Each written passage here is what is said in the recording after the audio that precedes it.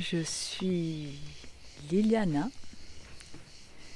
Je suis une grand-mère transmettrice. Je suis une ouvreuse de porte. Je suis une femme sage. Je suis une femme amoureuse. Une femme feu. Une femme terre. Et je suis Liliana Milosavljevic. Aujourd'hui, je suis à ma place. Je réalise un rêve. Il y a peut-être 30 ans, je me suis imaginé quand je serai vieille, je serai assise en endroit entourée de plein de jeunes et nous aurons plein de choses à partager. Le fait de ne pas avoir eu moi-même de transmission, que ma mère est partie, que j'ai grandi seule, une enfant abandonnée, sans femme autour de moi, et pour avoir ressenti le contraste que ça fait quand j'étais accueillie par les femmes libanaises, palestiniennes dans les camps de réfugiés, ça m'a fait sentir la différence que c'est d'être accueilli dans un cercle qui est soucieux de me guider dans les pas vers ma future vie de femme, dans mes premiers gestes, femme mère, femme nourricière. Il y a un moment où la vie dans la grande ville comme Paris, ça n'avait plus de sens. Je me sentais mourir de mes sens. Ma rencontre avec Pierre Rabhi, en réveillant la petite graine qui était en moi, la petite fille paysanne près de la nature, a donné le courage vers ce possible. Plus tard, je me suis rendu compte qu'il y a eu vraiment besoin de rencontrer ma grand-mère. Cette femme qui m'a aimée, qui m'a sauvée, qui m'a éveillée à la vie, qui m'a soutenue. Elle était dans son jardin, sa nature, ses fleurs, ce sens qui est d'être en relation avec la terre-mère, notre corps, le lien, l'interdépendance de tout ça. L'énergie dans le monde est partie trop dans l'énergie du masculin, dans le cassant, dans le pénétrant, dans l'extérieur. Et j'ai l'intime conviction que faire grandir l'énergie du féminin peut contribuer à équilibrer le monde. C'est mon espoir, j'y crois.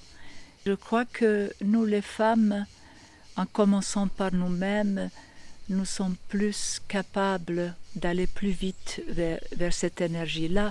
Elle n'existe pas que chez nous, elle est chez les hommes ici, mais je crois que nous sommes plus à même d'y aller plus rapidement et d'impulser cette énergie de plus de douceur, de rondeur, de la paix, de consensus, de négociation, de trouver la juste place pour chacun.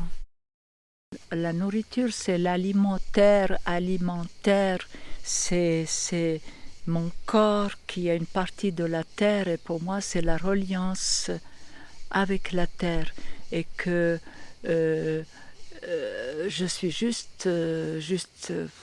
ouais, je suis toujours en émotion quand je me remémore de la bonté, de la générosité de la terre qui met cet élan, cette lenteur, cet énorme temps dans tous les détails, nous offrir tout ce qui est bon et utile pour nourrir ce corps terre qui est le mien. C'est juste magnifique. Et la première chose qu'une femme offre pour soutenir la vie, et j'aimerais contribuer à redonner une place noble à ce rôle de foyer. Je voudrais enlever cette image d'asservissement, mais c'est un lieu qui a de la noblesse, de la bonté, qui est ce feu foyer, c'est on fabrique la nourriture, c'est pour nourrir la vie. La nature, c'est tellement un prolongement de nous. c'est tellement plus facile à entrer dans sa spiritualité, c'est pratique quand on est dans la nature, parce qu'à tout moment on est rappelé de la grandeur, de la beauté, de l'émerveillement.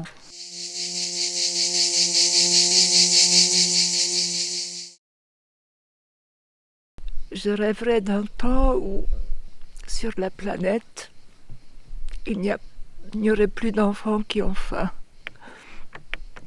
Qu'on puisse prendre soin de tous nos enfants. Si j'ai une peur, j'ai une grande peur de la capacité de destruction de l'être humain. Pas une peur qui me résigne, mais c'est une peur qui me booste, moi, parce que le monde en ce moment, il est plein de violence, de cette laideur-là, qui est un extrême. Je crois que de l'autre côté pousse autre chose. Mais il reste chez moi cette petite fébrilité de conscience que ça peut aussi basculer. Et ce n'est pas une peur, comme je dis, c'est là-dedans, je tire une force encore pour agir.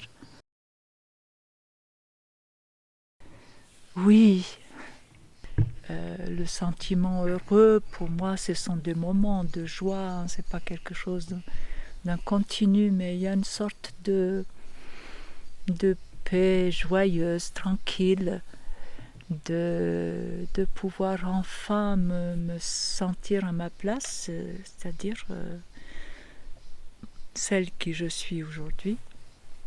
Je l'ai pétri, ces plates, je l'ai cherché, je l'ai extirpé, mais c'est juste bon de me dire, ben voilà, aujourd'hui je reconnais toutes mes parts en moi, je me suis retrouvée. Arrêtons de croire que nous sommes nuls, que nous ne sommes rien. Allons-y enfin de travailler à reconnaître que nous sommes des possibilités d'amour, de beauté, d'harmonie inépuisables et que nous sommes riches des uns des autres. Entrons, allons-y plus rapidement, entrer dans cette conscience de la richesse de nos différences. Enfin, oser croire dans ce qui nous relie, c'est l'amour, l'amour, l'amour. Mais allez-y, osez, allez-y dès maintenant. Allez, ose aller là dans l'inconnu, parce que derrière, il n'y a que du bon, il y a de la vie vivante. C'est des cadeaux. Merci la vie.